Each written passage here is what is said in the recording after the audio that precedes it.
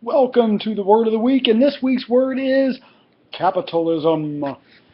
Now, capitalism has taken a bad rap in the last few years, and one of the challenges that we're facing as leaders, and leaders in our home especially, is we have really excluded ourselves from the capitalist mindset and the capitalist process.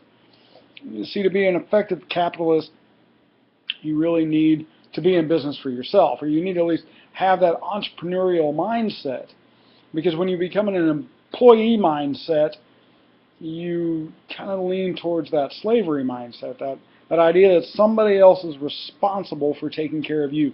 And we give our control and our power away to others, including our economic strength and our ability to provide for our families. We rely on the employer, and then if the economy goes down because our employers lost their values, because our employers are putting profits over people, and there are entrepreneurs in the world who are willing to compete with values, well then we as individuals are going to have to learn to compete that way too. We're going to have to learn to think that way.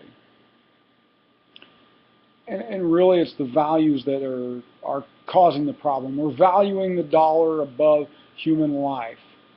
We're valuing what you produce or how much you can produce over the value that you as a person add.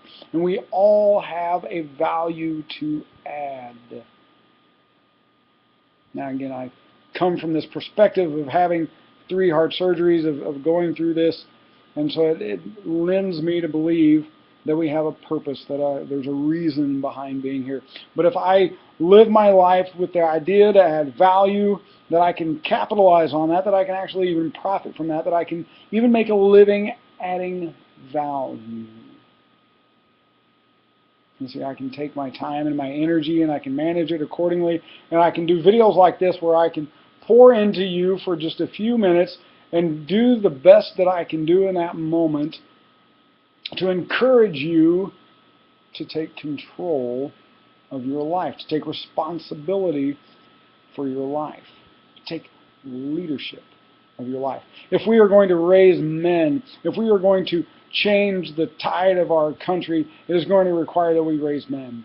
And if we're going to raise men, we are going to need to raise men who can be leaders, men who can be capitalistic in their mindset, because capitalism at its heart is the idea that you can do better than where you were born. You can rise above the station of your life, that you can become a noble by accomplishment rather than by birth or blood. It got rid of a caste system that had been crushing the spirits of people for hundreds and thousands of years. And the great experiment of American capitalism and the American dream at its heart is that ability to rise above where you were at, because you learn to add value and provide service to others around you.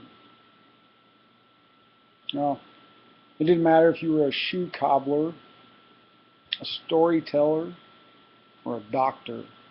If you're not adding value to others, then how can you expect them to give you something of value? That's what capitalism is all about. It's about trading a service or a good for something of perceived value we call money. Right?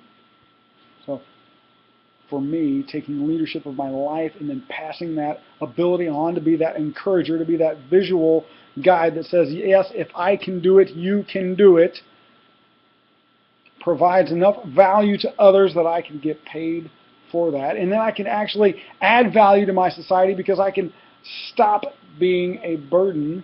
I can stop living on the tax dollars, and I can start adding tax revenue back into the system. And that's my goal. That's what I want to accomplish. I want to give you the encouragement to do the same, to use capitalism with values, with a heart for service, to achieve your dreams and your potential. Remember, your potential is infinite, and I encourage you to go pursue it. Professionals have coaches, amateurs don't. Contact me to learn more about your coaching needs.